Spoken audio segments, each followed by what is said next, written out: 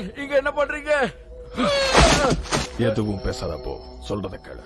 நீங்க போ பத்தி எல்லாம் கவலைப்படாது. என்ன காதை கட் பண்ணிடுவோமா?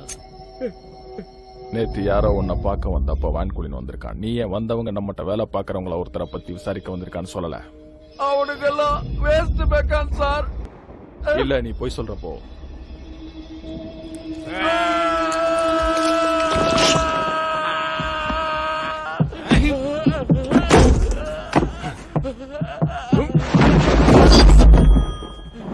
நேத்து நைட்டு நாங்க போட்டு தள்ளம்ல, உண்மையான பற என்கிட்ட ஏன்டா சொல்லல? நாயே, ஃப்ராடு நாயே. Douglas binder. நாம கொல்ல வேண்டியது அவனே இல்ல, சரிதானே? நீங்க கேட்ட ஆளை என்னால பிடிக்க முடியல. அதான் நல்லா சண்டை போடுற மாதிரி ஆள் கேட்டீங்களே, அதான் டக்ளஸ் பைண்டர் அனுப்புனேன். அவனுக்கு குடும்பம் இருக்கு, அதான் உன்னை தேடி வந்தாங்க. என்ன மன்னிச்சிடுங்க, நான் தெரியாம பண்ணிட்டேன், என்ன மன்னிச்சிடுங்க. பைத்தியக்காரத்தனம் பண்ணிட்ட போ.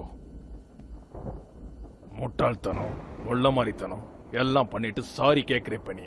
அந்த ஆளு ஆனாதன்னு சொன்னா அவனுக்கு சொந்தம் இருக்குன்னு எனக்கு தெரியாது. தப்பு பண்ணிட்ட நீ.